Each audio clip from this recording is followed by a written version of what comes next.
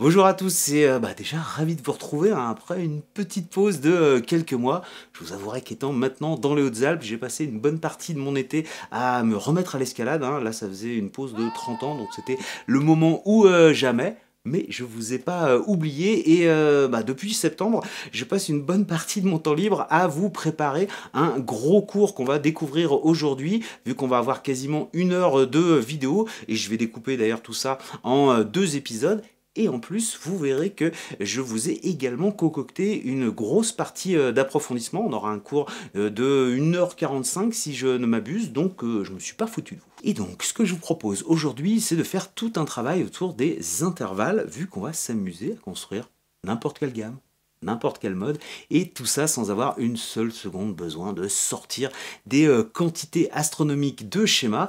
Et vous allez voir que c'est un cours qui pourrait intéresser quasiment tout le monde, à partir du moment où vous avez quelques notions sur les intervalles, vu que dans cette première partie, là je vais bien prendre le temps de poser les bases, donc on va dire que ça va être le cours un petit peu plus laborieux. Et ensuite, dans la seconde partie, qui sera sans doute un petit peu plus fun, eh bien on regardera plein d'applications et vous verrez que très facilement, on réalisera des démanchés sur une bonne partie du manche sans se sentir prisonnier de telle ou telle position. On verra des cas de modulation, on connectera plus facilement nos modes à nos arpèges et d'autres choses. Et ensuite, eh bien, vous verrez que je vous proposerai de penser ce que j'appelle un système modulaire qui va nous permettre de retrouver toutes les positions issues du système Cage, du système 30 par corde, voire également des positions de pentatonique et pourquoi pas des arpèges, même si ça je vous en toucherai rapidement quelques mots. Et vous verrez qu'à partir du moment où on comprend mieux ce qui se passe, eh bien on va pouvoir plus intelligemment réaborder nos positions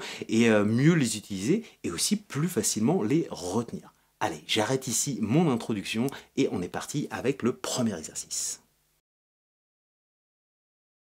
Pour débuter, je vous propose de reconstruire la gamme majeure qui, je vous le rappelle, contient les intervalles de seconde majeure, tierce majeure, quarte et quinte juste toutes les deux, sixte majeure et enfin septième majeure. Et pour commencer, je vais vous proposer de travailler sur les cordes graves à l'intérieur d'une seule octave. On s'intéressera au décalage entre la corde de sol et de si un petit peu plus tard. Et ici, eh bien, on va voir un exemple en la majeur. On va jouer donc la note la, ici case 5 de la corde de mi, avec le majeur justement. On est parti, donc ma tonique case 5 corde de mi, la note la. Deux demi-tons au-dessus, je vais trouver ma seconde majeure. On change de corde, ici case 4 corde de la pour la tierce majeure. Puis la quarte juste, la quinte juste. Et ici, plutôt que d'aller directement chercher la sixte puis la septième, je vais vous proposer de déduire ces deux intervalles en réfléchissant, en redescendant et en les déduisant en fait depuis l'octave de la tonique. Donc si je vois ma tonique ici, j'ai automatiquement mon octave ici, case 7, corde de ré. Donc ici, eh bien, je sais que un demi-ton en dessous, j'aurai ma septième majeure tout d'abord. Ici, j'aurai une septième mineure qu'on ne va pas utiliser pour l'instant. Mais encore un demi-ton en dessous, case 4, corde de ré. J'obtiendrai ma sixte majeure. Et du coup, ici, je remets tout dans l'ordre et j'obtiens ma gamme de la majeure. Alors pourquoi je vous ai demandé de déduire la sixte et la septième depuis l'octave? Tout simplement parce que ça va avoir pas mal d'avantages pour la suite du travail et même si on s'en occupera avant tout dans la deuxième partie, on va quand même rapidement se faire un petit exemple de gamme au-dessus du décalage entre la corde de sol et de si et on va reprendre le cas de la gamme majeure mais cette fois-ci depuis la case 5 corde de ré, donc on va jouer la gamme de sol majeur et donc pour le début, pas de problème, on va retrouver exactement la même chose, donc tonique, seconde majeure, tierce majeure, quarte juste, quinte juste. Par contre, maintenant, on va avoir la sixte, la septième et l'octave sur la corde de si. Et donc, si on devait faire une fois la correction sur la sixte, une fois sur la septième et encore une fois sur l'octave, ça serait pas très pratique. Par contre, en ayant raccroché la sixte et la septième à l'octave, et bien ici, en faisant simplement la correction sur l'octave, eh bien, elle va se répercuter immédiatement sur la sixte et la septième automatiquement. Et du coup, très simplement, j'aurai ma gamme de sol majeur. Et toujours à propos de l'octave, eh bien, je ne saurais trop vous conseiller de tout de suite chercher à la visualiser parce que de cette manière-ci, on va voir une zone de travail apparaître. On va peut-être moins se focaliser sur une note, puis une autre, puis une autre, un petit peu comme si on avançait pas après pas dans la nuit noire, ce qui n'est pas toujours hyper rassurant. Par contre, ici, en voyant la direction dans laquelle on se dirige, on élargit un petit peu notre regard et on a une meilleure vision de tout ça. Et quand dans la deuxième partie, on travaillera sur 2 octaves, vous verrez que ça sera quand même assez pratique. Et ici, tiens, très rapidement, je vais vous faire un petit exemple de la gamme de La majeure sur 2 octaves, en allant du La, case 5, corde de Mi, à son octave ici, et à l'octave de l'octave ici, case 10, corde de Si. Et par exemple,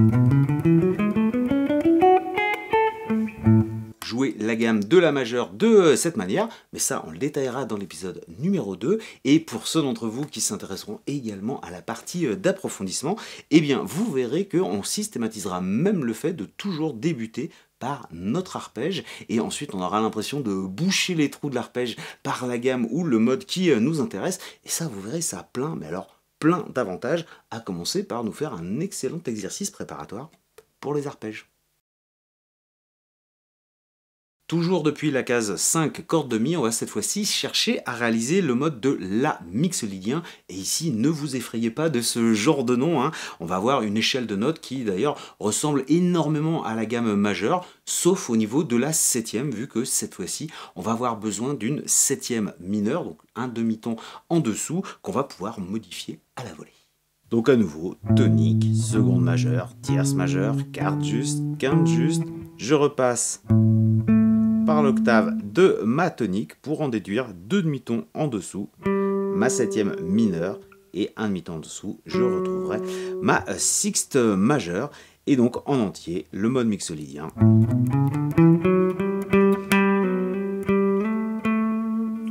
De cette manière. Alors en pensant en termes d'intervalle, vous voyez que là on sent vraiment la proximité entre le mode mixolydien et la gamme majeure, et du coup ça deviendrait très simple d'imaginer une phrase qui débuterait en majeur et qui ensuite irait cheminer pour aller visiter le monde mixolydien en faisant simplement un petit réglage sur la 7e, alors que quand on pense uniquement en termes de schéma sans vraiment les comprendre, des fois on a l'impression de passer d'un schéma à un tout autre schéma et on tombe vite dans ce que j'appelle le syndrome machine à écrire, c'est-à-dire des gens qui alignent une phrase, stop, retour la ligne, et qui changent de phrase complètement, ce qui est des fois un tout petit peu dommage. Donc ici, très rapidement, je vais vous proposer un tout petit exemple d'une phrase qui commence en majeur et qui termine en mixolydien.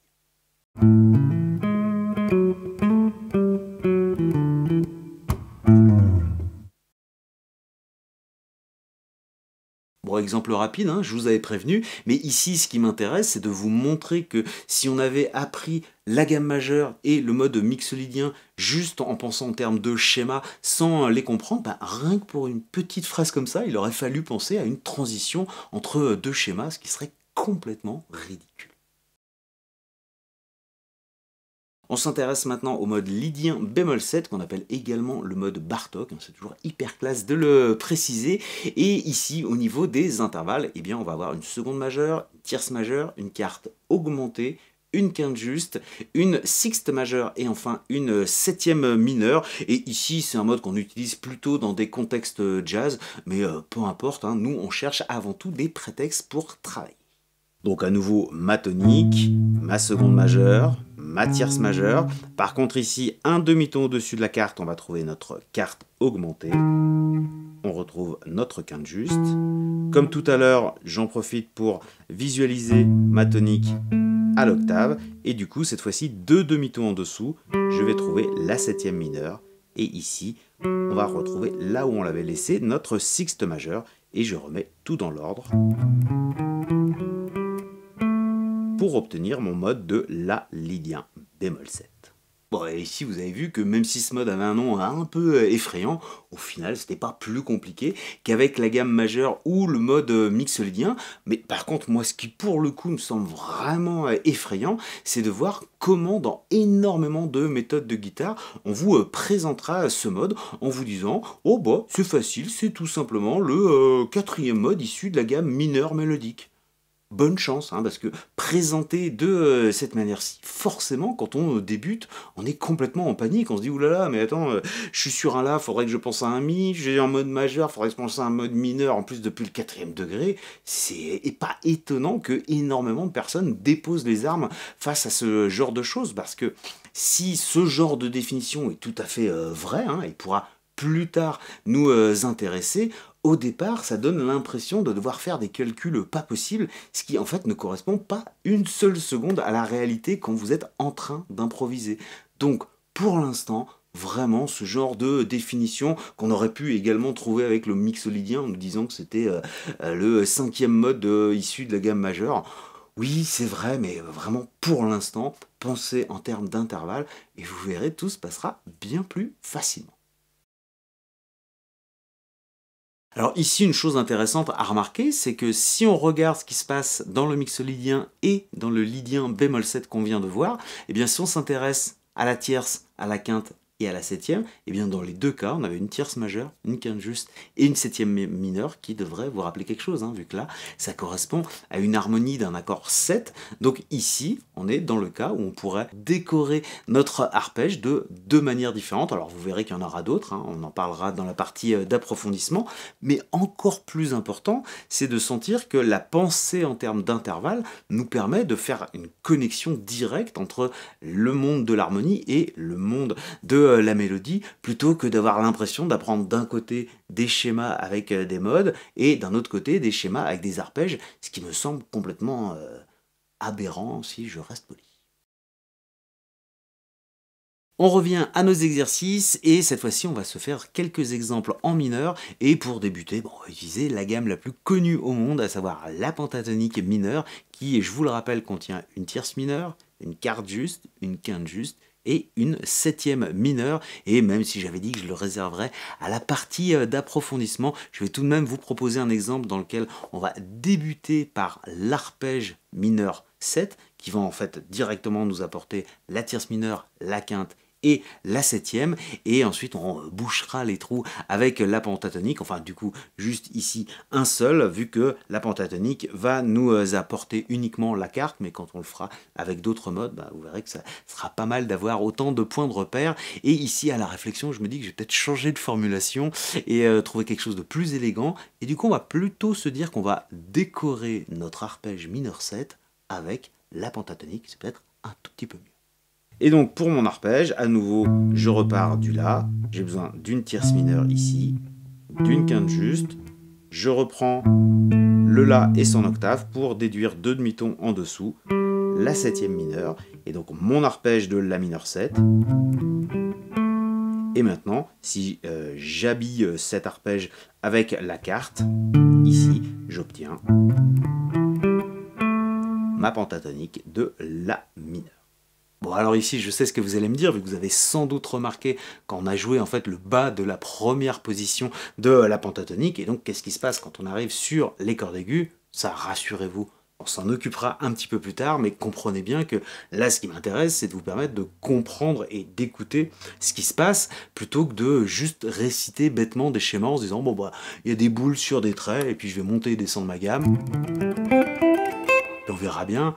C'est des fois un petit peu dommage, et on s'aperçoit que très régulièrement, beaucoup de gens jouent ce genre de choses sans même percuter que là, ils ont joué une première fois la pentatonique et qu'ils ont répété cette même gamme à l'octave au-dessus. D'ailleurs, notez au passage que pour jouer une même chose à l'octave, c'est peut-être pas le meilleur moyen que de rester en place. Moi, quand je vois une note ici, je vois son octave ici, ma tierce ici, je vois son octave là, quarte, quinte, et si je jouais juste le début de la penta, ici, je pourrais avoir une petite cellule, je retrouverai exactement la même à l'octave. Alors, tiens, ici, en fait, je suis passé de la position 1 à la position 2, sans même y penser, à l'insu de mon plein gré, comme disait l'autre. Et vous allez voir que justement, ça aussi, c'est un des avantages de la pensée en termes d'intervalle, c'est qu'on va peut-être enfin casser ce paradigme ou cette croyance qui consiste à penser que forcément, gamme égale schéma. Non, les schémas, c'est super hein, pour la visualisation, la mémoire digitale, mais c'est peut-être pas forcément le meilleur point de départ. Et donc, on va continuer le travail et vous verrez qu'on aura une petite réflexion autour de ça justement avec le système modulaire que j'ai évoqué tout à l'heure. Mais chaque chose en son temps, donc pour l'instant on continue nos exercices.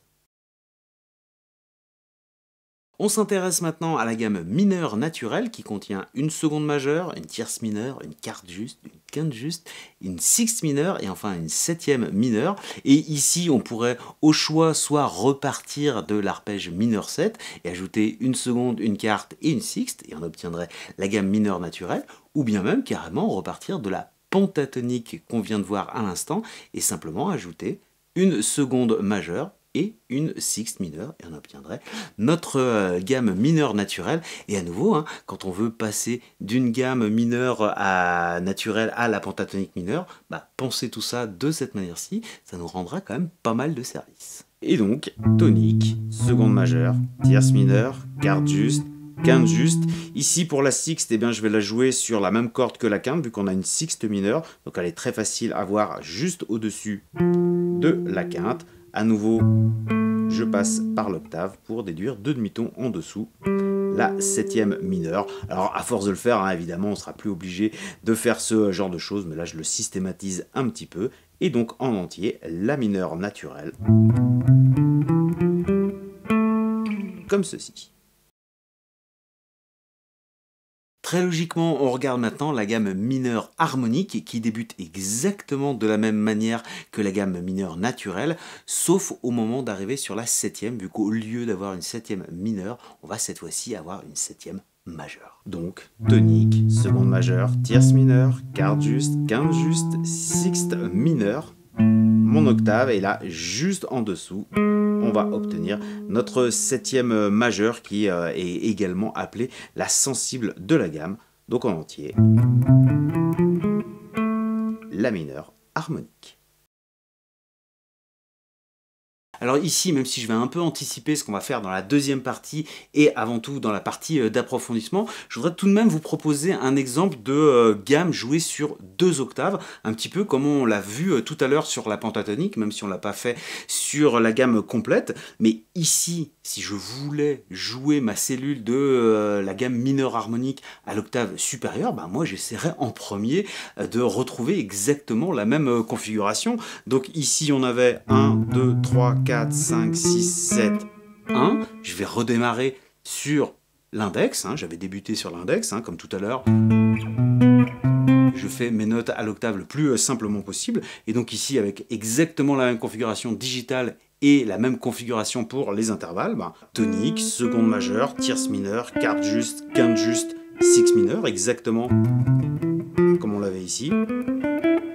Par contre, ici, pour la septième majeure et l'octave, eh bien, on devra décaler d'une case. Donc là, on reconnaît vraiment à peu près le même schéma, hein, à part le petit décalage au-dessus de la corde de sol et de si. Donc on comprend bien ce qui se passe. Et en plus, à jouer, c'est assez simple. On fera de cette manière. Ou bien avec un petit slide ici.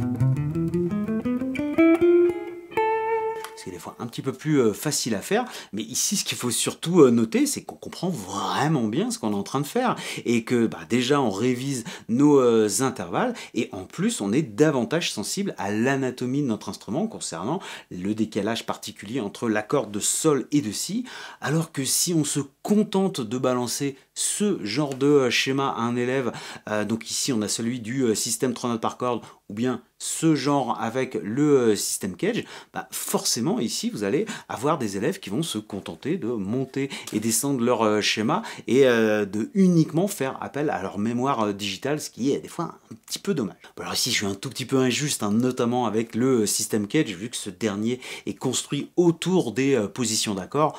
Normalement on est d'entrée de jeu sensibilisé aux intervalles, et on devrait plutôt avoir ce genre de schéma, et ici on devrait même bien visualiser notre position de La pour l'exemple que j'ai fait en accord mineur, et ça devrait être la même chose avec le système 3 notes par corde. Donc quand on a un bon cours fait autour de ce système, on devrait cette fois-ci avoir ce genre de schéma. Et donc ici on a tout ce qu'il faut, mais en fait on a même trop ce qu'il faut, c'est-à-dire qu'on a déjà d'un côté une configuration digitale pour jouer notre gamme sur toutes les cordes sans vraiment comprendre d'où ça vient, mais peu importe. Et généralement, on va être honnête, quand on voit ce genre de schéma et qu'on débute, on regarde plutôt l'aspect digital, on dirait ouais, les intervalles un peu plus tard, mais si on s'intéresse quand même aux intervalles, bah là c'est d'entrée un petit peu compliqué parce qu'on n'a pas encore consolider nos bases que déjà on doit voir plusieurs variations. Hein. Si vous regardez, disons, ce qui se passe concernant la tierce mineure, dans la partie grave du schéma, on a notre tierce mineure de cette manière, mais à l'octave, on a une autre configuration. Si on regarde à la sixte, ici on l'a comme ça, alors qu'ici, on l'a de cette manière. Donc c'est quand même un petit peu étonnant de déjà voir des variations sans avoir consolidé vraiment nos bases. Donc nous, en travaillant comme on le fait, bah, on verra évidemment toutes ces variations au niveau des intervalles, mais on va consolider à chaque fois un petit peu toutes les étapes. Et ici, rassurez-vous, hein, de la manière dont on travaille, on retombera bien évidemment sur toutes les positions du système Cage, mais également sur toutes les positions du système Tron par corde. Alors ça, on en parlera davantage dans la deuxième partie et surtout dans la partie d'approfondissement. Mais vous verrez qu'on aura même davantage de solutions. Bah, la preuve avec l'exemple qu'on vient de réaliser autour du mineur harmonique. Hein, nous, on a joué sur 2 octaves en démanchant un petit peu.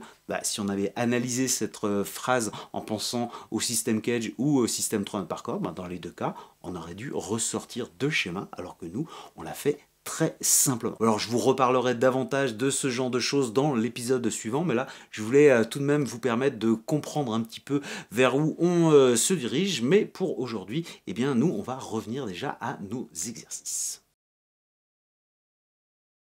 Bon bah vu qu'on vient de voir les 2 premières formes du mineur, on va pas s'arrêter en si bon chemin, et on va maintenant s'intéresser à la gamme mineure mélodique, qui en plus d'avoir une 7e majeure, a également une sixte majeure, et ici je vais vous proposer de faire ce qu'on pratique régulièrement dans la musique classique, à savoir d'avoir une version ascendante de la gamme, donc là on va utiliser le mineur mélodique, et une version descendante, et on va retrouver le mineur naturel. Donc version ascendante et version descendante.